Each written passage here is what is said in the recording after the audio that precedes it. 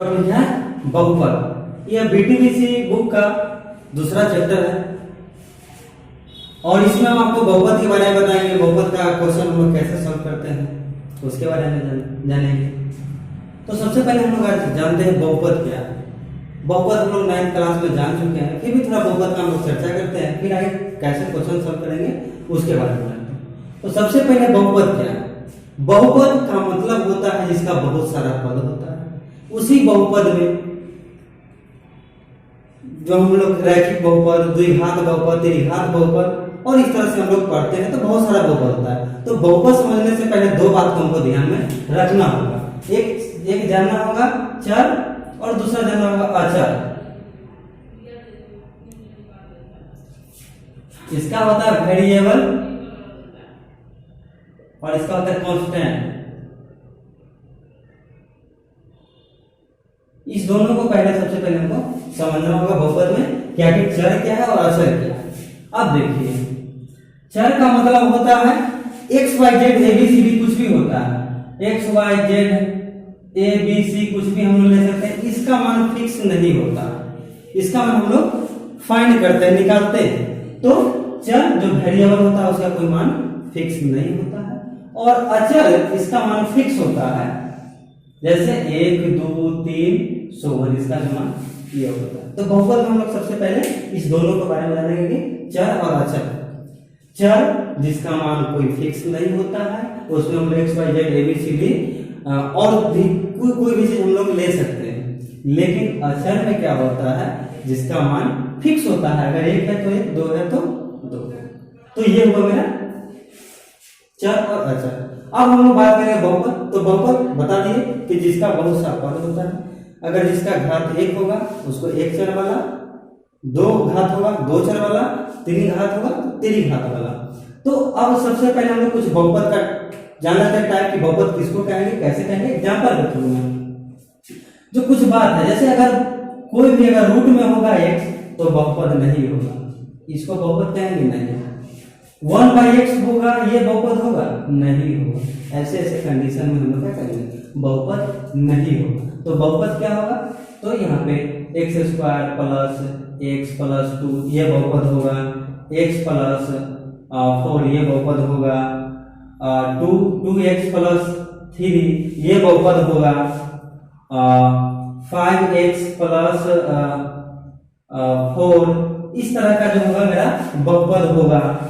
और आपको बता देते हैं x³ + 2x² + 3 ये सब मेरा बहुपद होगा।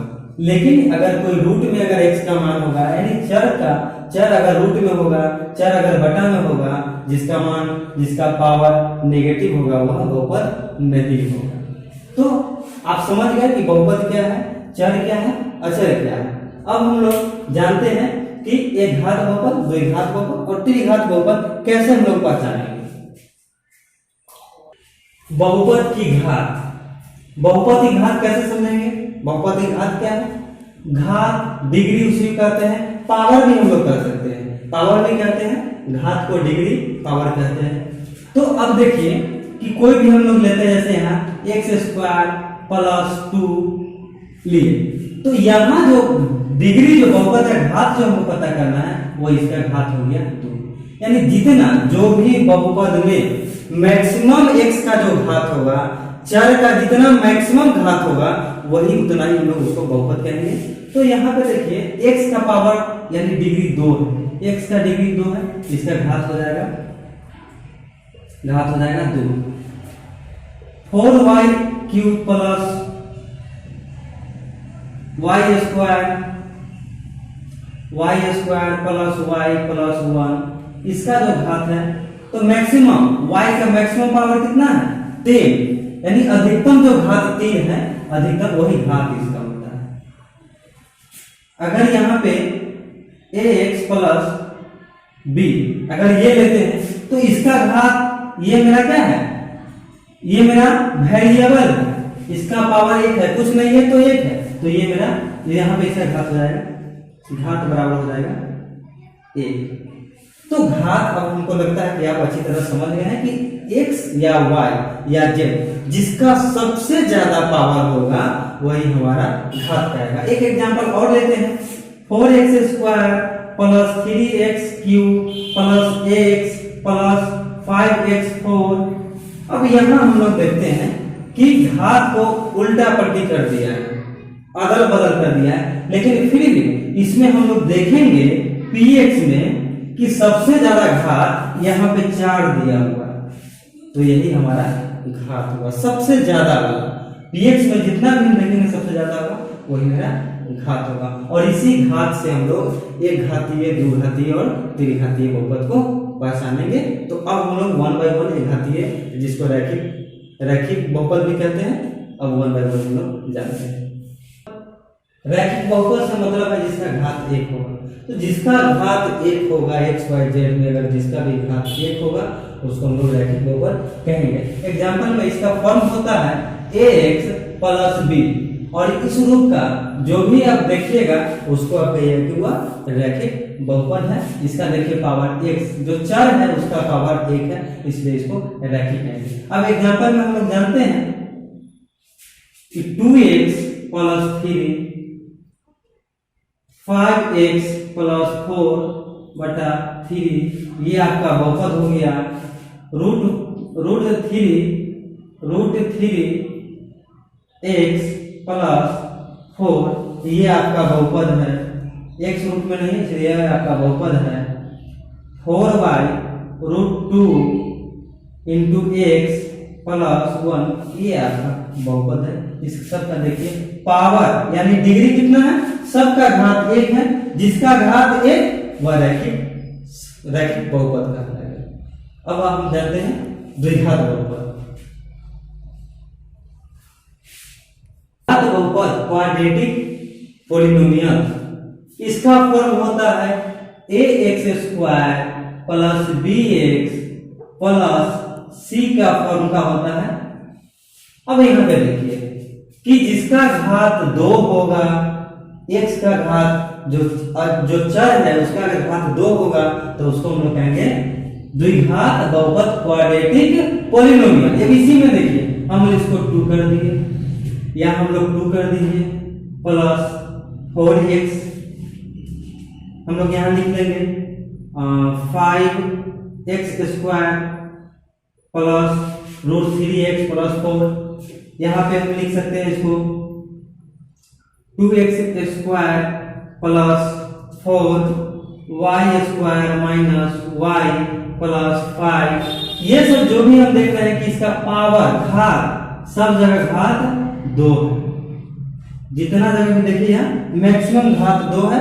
जिसका मैक्सिमम घात अधिकतम पावर अधिकतम घात 2 होगा वो हमारा द्विघात बहुपद कहलाएगा। आपका उसका एग्जांपल भी आपके सामने है, एक एग्जांपल, दूसरा हो गया, तीसरा और ये चौथा और पांचवा।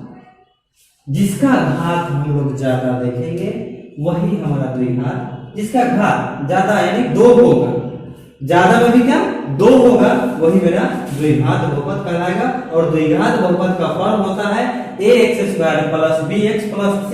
पावर बढ़ते हुए क्रम में है, पहले 2 है फिर 1 है और फिर यहाँ x का पावर 0 है, फिर यहाँ पे x का पावर 0 यहाँ पे करेंगे तो इसका घटते हुए क्या है, पावर घटते हुए रहेगा, यानी मैक्सिमम पावर 2 रहेगा तो वो हमको द्विघात बहुपद होगा।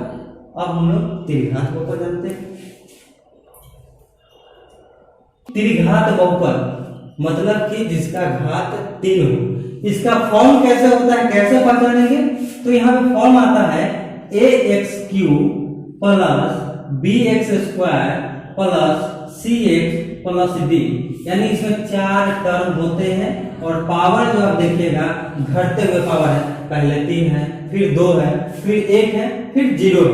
तो त्रिघात बहुपद का फॉर्म होता है क्यूबिक पॉलिनोमियल का फॉर्म होता है कि ax³ plus bx² plus cx plus d, ऐसा जहां भी देखिएगा वो आपको त्रिघात बहुपद पहचान लीजिएगा, यानी मैक्सिमम इसमें सबसे ज्यादा जो घात है 3, जब सबसे ज्यादा घात 3 है तो ये मेरा त्रिघातीय बहुपद है। अब हम एग्जांपल से समझेंगे, उदाहरण से समझेंगे 2x³ plus 3x² plus 4x plus 5 ये हमारा द्विघात बहुपद है। सबसे ज्यादा यहाँ पावर देखिए 3 है। Z cube plus 4x plus 5 ये भी मेरा त्रिघात है। इसमें हम देखेंगे एक्स स्क्वायर का टर्म नहीं भी हो सकता है, एक्स स्क्वायर का टर्म नहीं भी हो सकता है, वो भी मेरा त्रिघात बहुपद हो गया। सबसे ज्यादा घात देखेंगे यहाँ y 5y क्यूब प्लस 2। अब यहाँ देखिए एक्स स्क्वायर का टर्म नहीं है, एक्स का टर्म नहीं है, डायरेक्ट कांस्टेंट वाला है, एक्स क्यूब वाला और कांस्टेंट वाला है, अचर पद है डायरेक्ट दिया हुआ। ये भी मेरा त्रिघात बहुपद है, ये भी त्रिघात बहुपद है, इसका घात 3 हुआ। 4x क्यूब प्लस 2 बटा 5 ये भी मेरा त्रिघात बहुपद है। यहाँ इसका घात 3 है, ये भी मेरा त्रिघात बहुपद है। और भी हम एग्जांपल में ले सकते हैं 2x square plus 3x plus 4x cube ये भी मेरा त्रिघात बहुपद है। अब यहाँ नहीं देखेंगे, यहाँ देखिए अब यहाँ पे अचर पद ही गया है, लेकिन उससे फर्क नहीं पड़ता, हमको देखना है कि सबसे ज्यादा घात 3 पे है या त्रिघात बहुपद है। और भी एग्जांपल इसमें ले सकते हैं y cube plus 5x plus 4 ये भी मेरा त्रिघात बहुपद है। तो हम लोग समझ गए बहुपद क्या है। बहुपद के इसी तरह हम लोग रैखिक बहुपद पढ़े, द्विघात बहुपद, त्रिघात बहुपद।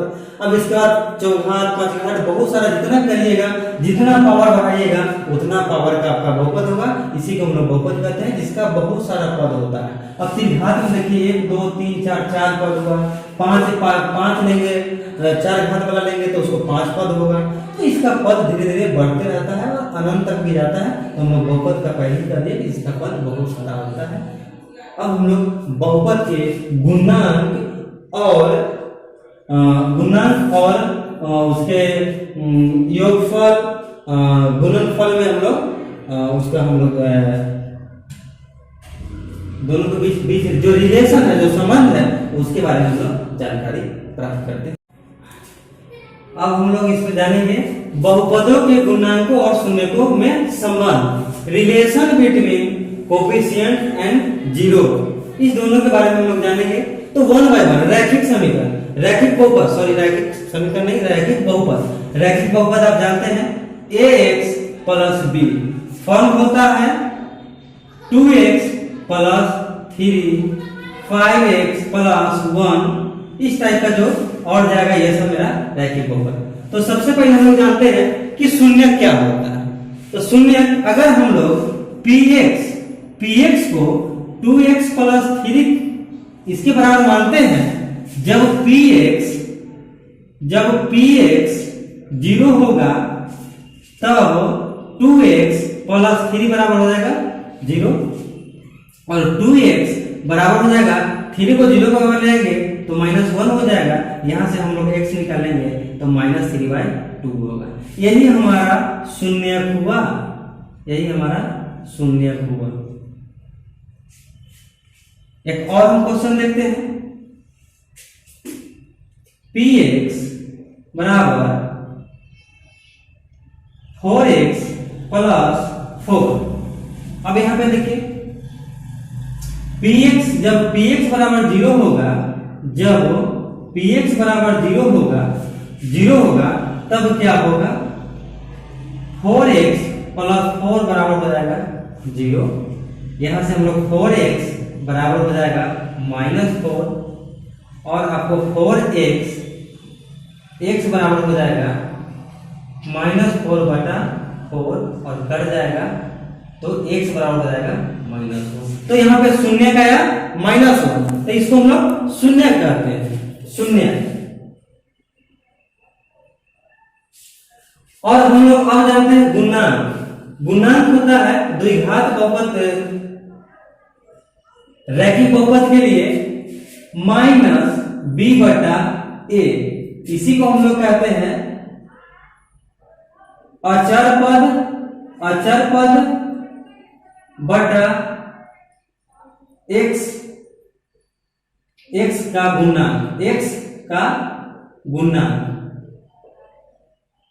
अब यहाँ क्या हुआ, अचर पद, यहाँ अचर पद b है तो अचर पद b ले लिए, और x का गुणनांक यहाँ पे जो भी रहे, यहाँ a है 1 2 3 4 5 से जो भी होगा वो हमारा अचर। तो इसका हम लोग जो निकालेंगे शून्य गुणनांक, तो गुणनांक का यही होगा, इसी को हम लोग गुणनांक कहते हैं। अब देखिए यहीं से हम लोग निकाल लेते हैं गुणनांक, यहीं से निकाल लेंगे डायरेक्ट गुणनांक, कोफिशिएंट निकाल लेंगे। गुणनांक क्या होता है, देखिए क्या है, अचर पद बटा x का गुणनांक। तो अचर पद कितना है, 3 है, गुणनांक बराबर 3, और अचर पद कितना है, अचर पद x का गुणनांक x के साथ जो गुना होगा 2, तो इसका गुणनांक हो गया ये। और इसका हम लोग निकालेंगे, इसका गुणनांक हम निकालें तो माइनस माइनस अचर पद माइनस अचर पद, तो -3/2 हो गया। और यहाँ भी हम देखिए शून्य भी निकाले तो -3/2 और गुणनांक यानी दोनों बराबर आ गया। अब हम इसका निकाले, यहाँ इसका हम लोग गुणनांक निकालेंगे, गुणनांक तो देखिए क्या होगा गुणनांक में, माइनस अचर पद, तो माइनस अचर पद कितना है -1, अब बटा x के साथ कोफिशिएंट कितना है, इसका 5, तो इसका हो जाएगा 5, शून्य किसे क्या हो जाएगा गुणनांक -1/5 हो जाएगा। इस क्वेश्चन में हम लोग निकालेंगे शून्य, तो 4 हो जाएगा, -4 माइनस अचर पद और बटा क्या हो जाएगा 4, काटेगा तो क्या होगा 1 कटने के बाद देखिए -1 और -1 यहाँ दिया गया। तो कोफिशिएंट और जीरोज में रिलेशन यही हुआ। रैखिक के लिए हम लोग जान गए, अब द्विघात का रिलेशन करते हैं। द्विघात बहुपद के गुणांक और शून्यकों में जब हम संबंध करेंगे तो सबसे पहले हम लोग शून्य की बात जानते हैं। तो शून्य में क्या होता है, इसका हम लोग गुणनखंड करेंगे, और गुणनखंड कैसे करेंगे, पहले तो गुणनखंड करेंगे जब px बराबर 0 होगा। जब px बराबर 0 होगा तभी क्या होगा, 5x square -32x 32x plus 12, तो यहाँ पे क्या हो जाएगा 0। अब हम इसका गुणनखंड तोड़ेंगे तो पहला और लास्ट का गुणनखंड करेंगे तो 60 हो जाएगा, 60 हो गया, और 60 को 2 से देंगे तो 30 हो गया, और जोड़ने या घटाने या गुना कोई भी करने पर 20 वाला आना चाहिए। तो 12 5 से 60 हुआ और 30 2 32 यहाँ पे आ रहा है, तो 5x स्क्वायर हुआ और -30x और -2x प्लस 12 करेंगे तो मेरा क्या होगा बराबर। देखिए फर्स्ट 5x स्क्वायर है, लास्ट 12 है, और बीच का देखिए 30 और 2 30x और 2x 32x। तो हम यहीं से गुणनखंड करते हैं, इसको इसी का गुणनखंड करेंगे, गुणनखंड करेंगे, इधर रख किए हैं तो गुणनखंड देखिए यहाँ से कॉमन हम लोग लेंगे 5x कॉमन लेंगे, यहाँ भी x है और यहाँ भी है, तो यहाँ से अगर 5x लिए तो यहाँ पे x बचा और यहाँ पे 6 बचेगा। फिर यहाँ हम लोग 2 कॉमन लेंगे, -2 लेंगे कॉमन, तो यहाँ से x बचेगा और -6 बचेगा, 0 कर सकते हैं, 5x -2 और x -6। अब यहाँ से हमारा गुणनखंड जब हम लोग निकालेंगे, शून्य निकालेंगे, तो यहाँ से एक शून्य हो जाएगा 2/5 और एक हो जाएगा 6/6, 6/1 यानी x बराबर 6/1, इससे भी कोई फर्क नहीं पड़ता है, x बराबर 6 हो जाएगा 6। तो x का मान यहाँ से निकलेगा, जब 0 को बराबर करेंगे तो यहाँ से 2/5 और 6/6। तो द्विघात बहुपद का हम लोग क्या है, शून्य निकाल लिए, एक शून्य पूरा 2/5 और दूसरा हो गया 6। अब इसको हम गुणनांक, इसका गुणनांक निकालना है, तो गुणनांक के लिए एक यूनानी भाषा में हम लोग इसको यूनानी भाषा में हम लोग अल्फा बीटा और इसको हम लोग गामा कहते हैं। इसको हम लोग अल्फा पढ़ेंगे, अल्फा, इसको हम लोग गामा पढ़ेंगे, बीटा और इसको हम लोग गामा पढ़ेंगे।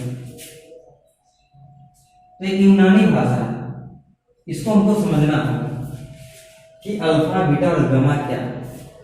तो इसी अल्फा और बीटा गामा से हम लोग इसका गुणांक को निकाल सकते हैं।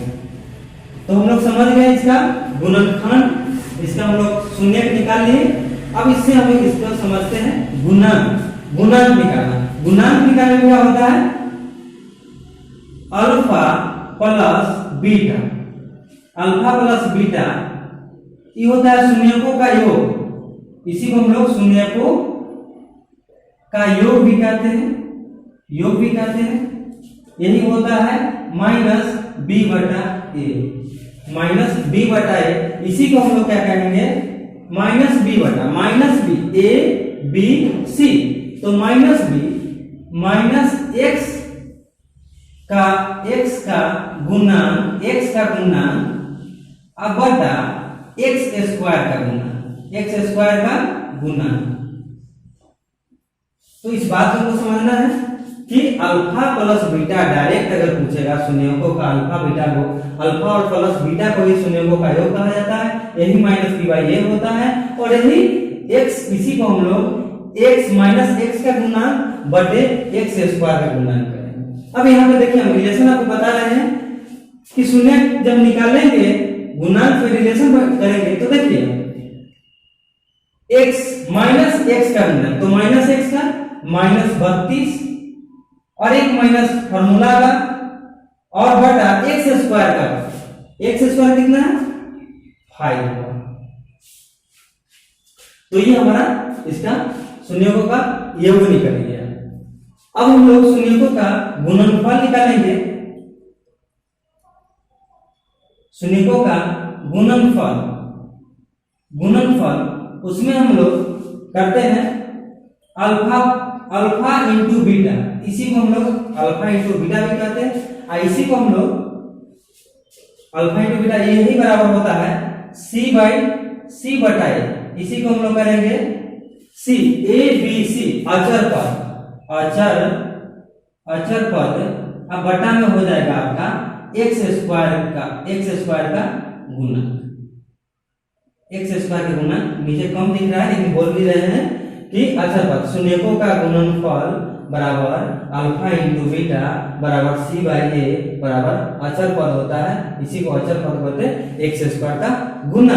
अब यहाँ पे देखिए अचर पद हो गया 12 और एक्स स्क्वायर का गुणा कितना हो गया 5, इसी को हम लोग अब डायरेक्ट लिख सकते हैं अल्फा इंटू बीटा, यही हम लोग गुणनक में रिलेशन कर रहे हैं। अब हम लोग त्रिघात बहुपद का, जैसा हम लोग जानते हैं अल्फा बीटा गामा को हम लोग जान रहे हैं, अल्फा बीटा गामा। तो त्रिघात बहुपद ax³ plus bx² plus cx plus d का फॉर्म होता है। और त्रिघात बहुपद का शून्यक जो होगा 3 शून्यक होगा, द्विघात का 2 शून्यक होगा, त्रिघात का 3 शून्यक होगा। तो यहाँ पे देखिए a बराबर 0 नहीं होना चाहिए, जब a हमारा यहाँ 0 हो जाएगा, जब 3 पावर घात 3 वाला ही खत्म हो जाएगा तो हम लोग त्रिघात बहुपद नहीं कहेंगे, इसलिए ये बराबर नहीं होगा। अब जब हम लोग जानते हैं कि त्रिघात बहुपद का 3 शून्यक होगा, तो तीनों शून्यक के लिए हम लोग क्या करते हैं, पहला है alpha plus beta plus gamma, इसी को हम लोग कहते हैं शून्यकों का योग, शून्यकों का योग। इसी को हम लोग कहते हैं माइनस बी बटा ए, और माइनस बी आपका ये हुआ, इसी को हम लोग कहते हैं एक्स स्क्वायर का गुणा, एक्स स्क्वायर का गुणा माइनस एक्स स्क्वायर का गुणा अब बटे हो जाएगा x³ का गुणा। अब एक्स स्क्वायर में 1 2 3 जो भी गुना रहे और इसमें भी 1 2 3 जो भी गुना रहे। अब हम लोग डायरेक्ट देखिए अब शून्यकों का योगफल, तो हम लोग अब डायरेक्ट लिख सकते हैं alpha plus beta plus gamma minus b by a. हम लोग शॉर्ट फॉर्मूला यूज करेंगे, क्योंकि इसी को alpha plus beta plus gamma को शून्यकों का योग और इसी को एक्स स्क्वायर का गुना बटे x³ का गुणन कहा जाता है, इसी को माइनस ए बाई बी। तो हम लोग डायरेक्ट फॉर्मूला जब क्वेश्चन बनाएंगे तो डायरेक्ट इसका हम लोग यूज करेंगे। इसमें देखिए एक यहाँ से एक शून्य निकलेगा, दूसरा निकलेगा 2 2 करके, यानी alpha beta plus beta gamma plus alpha gamma, इसी को हम लोग लिखेंगे 2 2 करके, 2 2 करके दो दो करके शून्यकों का गुणनफल, शून्यकों के गुणनफल का योग, दो दो करके अल्फा और बीटा दो को गुना किए, बीटा और गामा दो को गुना किए और अल्फा और गामा, लेकिन सबके बीच में क्या है, जोड़। इसी को हम लोग लिखते हैं c by a, c a B c, x का गुना, इसी को हम लोग लिखेंगे एक्स का गुना अब बटे क्या होगा, ए क्या है, एक्स क्यूब, यानी एक्स क्यूब का गुना। इसका भी हम लोग डायरेक्ट यूज कर लेंगे, alpha beta plus beta gamma plus alpha gamma, और इसका यूज कर लेंगे डायरेक्ट क्या, सी बाई ए डायरेक्ट करेंगे और याद रखेंगे कैसे होता है, दो दो को गुना कर रहे हैं और जोड़ रहे हैं, दो दो को गुना कर रहे हैं जोड़ रहे हैं, तो ये हमारे यहाँ से दूसरा हो गया। तीसरा का शून्य निकालने के लिए, तीसरा का शून्य अल्फा बीटा गामा, इसी को हम लोग शून्यकों का गुणनफल कहते हैं, यही होता है माइनस डी बाई ए, इसी को अचर पद बटे एक्स क्यूब। अब डी यहाँ देखिए, डी में कोई एक्स नहीं है, अचर पद है, और एक्स ए जो चर पद है, यानी एक्स का क्यूब का गुना। यहाँ भी हम लोग शॉर्ट में क्या लिख सकते हैं, अल्फा बीटा और गामा डायरेक्ट लिख सकते हैं माइनस डी बाई ए, हम लोग फॉर्मूला यूज कर लेंगे। तो ये हम लोग शून्यकों और गुणनकों में संबंध स्थापित कर लिए। अब एक इस पे हम एग्जाम्पल आपको बताते हैं। त्रिघात बहुपद का अब हम लोग एक उदाहरण से समझ लेते हैं कि कैसे हम लोग शून्यकों और गुणनकों में कैसे संबंध करते हैं। तो सबसे पहले हम बताएं शून्यकों का योग, और इसी के लिए शून्यकों का योग का था alpha plus beta plus gamma, और इसी का यूज किए थे माइनस बी बटा ए। और यहाँ पे देखना है माइनस बी, ए बी, नीचे हम लोग इंडिकेट कर लेंगे ए बी सी और डी, यानी ए है, पहला ए है, बी है, सी है और डी है। तो अब बताइए कि माइनस बी बटा ए, माइनस बी यानी एक्स स्क्वायर का गुणन हम बताए कहता है माइनस, और ए कितना है, एक्स क्यूब के साथ कितना, एक गुना है, तो यहाँ एक करेंगे, इसका मान हो गया सीधा सीधी 6। इसमें जब माइनस से माइनस में गुना करेंगे तो हो जाएगा प्लस, और एक बटा, इससे कोई फर्क नहीं पड़ता। अब दूसरा देखिए, दो दो करके गुणनफलों का योग, alpha beta plus beta gamma plus alpha gamma, दो दो करके, इसका क्या था, c by a B c, x का गुणन बटे एक्स क्यूब का गुणन, एक्स का गुणन सी में कितना है 3, अब बटा ए का कितना है 1, तो इसका आ गया हमारा 3। और लास्ट है शून्यकों का गुणनफल, अल्फा बीटा और गामा तीनों को गुना करेंगे, और इसका फॉर्मूला क्या था, अचर पद माइनस अचर पद बटा एक्स क्यूब का गुणन। तो माइनस अचर पद डी देखिए कितना है माइनस 10 प्लस 10, इसलिए माइनस 10, अब बटा एक्स क्यूब का गुणन a minus d by a, x का गुणन क्या है ए, इसका डायरेक्ट आंसर हो गया माइनस 10। तो अब हम लोगों ने क्या किए, एक क्वेश्चन से भी क्या समझ लिए कि इसका गुणन क्या क्या गुना है किसमें और क्या क्या इसका शून्य का निकाल लिए। अब हम लोग ये समझने के बाद अब लोग हम एल्गोरिथम विधि से बहुपद का भाग देना सीखेंगे।